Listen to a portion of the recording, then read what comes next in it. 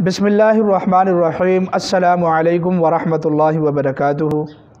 जैसे जैसे डिलीवरी का वक्त करीब आता जाता है, हमारी बहनें, हमारी बेटियां परेशानी में मुब्तला होती हैं, एक फ़िक्र में मुब्तला होती हैं कि रब्बे करीम हमारे हाल पर रहम फरमा दीजिए और हमारा केस जो है वो नॉर्मल हो जाए, बच्चा सेहतमंद हो जाए और आसानी के साथ पैदा हो जाए। तो आपकी खिदमत में एक कुरानी अमल आज पेश कर रहा हूँ। इसको मेरी तरफ़ से हदिया समझकर आप इसको कबूल फरमाएँ। यकीनन ये बहुत ज़्यादा मुजर्रब है और 100% ये मुजर्रब अमल है और ये अमल तब भी असर करता है अगरचे पिछली मरतबा बड़ा ऑपरेशन भी हो गया हो, अल्लाह ताला तब भी इसकी बरकत से केस को नॉर्मल फरमा देते हैं।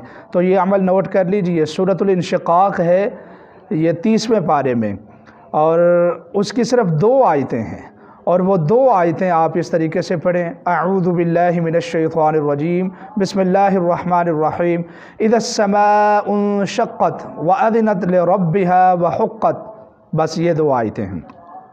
इन 2 आयतों को 11 मरतबा पढ़कर किसी खाने वाली चीज़ के ऊपर दम करके आप हमारी इस बहन को खिला दें जो कि अपने केस की वजह से परेशान है।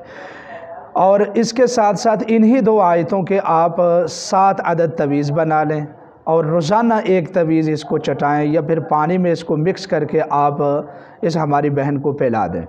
और पढ़ने वाला जो वजीफ़े वाला अमल है वो सिर्फ़ 11 दिन आप कर लें। अल्लाह की मेहरबानी और तौफ़ीक़ से इंशाअल्लाह केस 100% नॉर्मल होगा। ये हमारा आज़माया हुआ मुजर्रब है, उलमा का आज़मूदा है, हज़ारों लोगों का ये आज़मूदा है।